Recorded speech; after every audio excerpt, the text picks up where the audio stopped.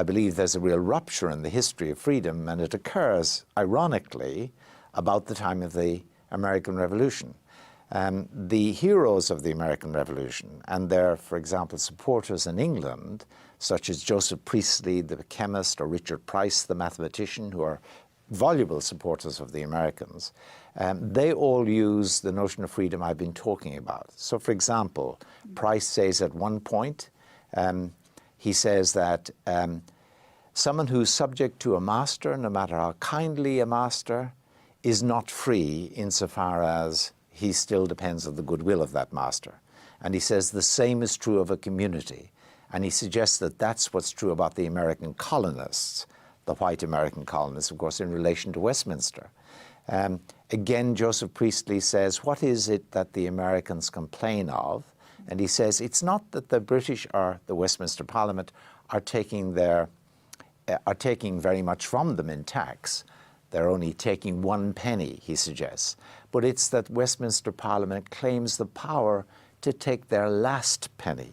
So what they're doing is they're imagining the relationship between London and the American colonies of the time as the relationship between a master and a servant. And they're saying, we're not free because London is claiming the position of a master. Remember in 1766, when London, the Parliament, had lifted the Stamp Act, had withdrawn that particular tax, had been very nice about it, so to speak, had been a really kindly master. They added the Declaratory Act that said, of course, we insist that we have the power and the right, should we wish, to impose this sort of tax. So what they're claiming is precisely that they have the powers.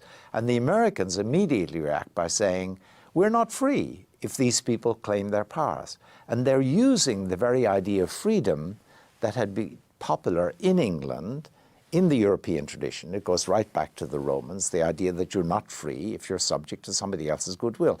They as a community are not free because they're subject to the goodwill now of Westminster, which has claimed that it has this power, should it wish, to impose any tax or any law that it wanted to impose on the Americans.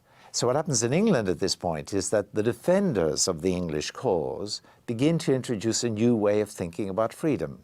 And it becomes very visible in particular in a pamphlet published in 1776 by someone called John Lind. And it's called 3 Letters to Dr. Price. Dr. Price is Richard Price, the one who had supported the Americans running the Gentle Master theme. And in that document, Lind, it's a pamphlet really, in support of the British government. In that document he says, what is freedom? And he amazingly, breaks with the long tradition, and he says, well, to be free is just to be not constrained or restrained. So if you're not restrained or restrained, you're free, and if you are, you're not free. And then he says, well, that means that the law always makes you unfree. To the extent to which you're subject to law, you're unfree. That was very different from the older view, which said law was the protection against others that actually made you free. So even John Locke was part of that tradition. To be free was to enjoy the protection of the law, so you got your area where you could act according to your own will, regardless of what you wanted to do and regardless of what others wanted you to do. Now what he's saying is law is actually the enemy of freedom. And he then goes on to say, well, what's the complaint of the Americans? Because we in England live under a law that restrains us, and you in America live under a law that restrains you. But what's the difference between us? And why do you say you're not free and we are free in England? It's a very clever argument. He's a footnote in that book in which he says, this way of thinking about freedom I derive from a very good friend, a worthy and ingenious friend, he describes him, but doesn't name him.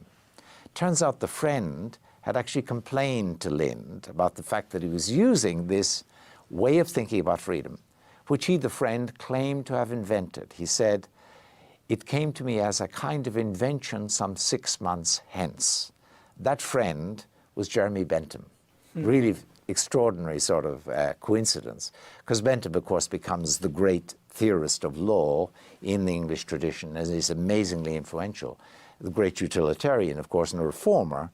But he introduces this new way of thinking about freedom, whereby it just requires that you're not interfered with. It doesn't matter about the power or the structure, as you're saying. And that then becomes the centerpiece of the new classical liberal views that appear in the early 19th century, the early 1800s.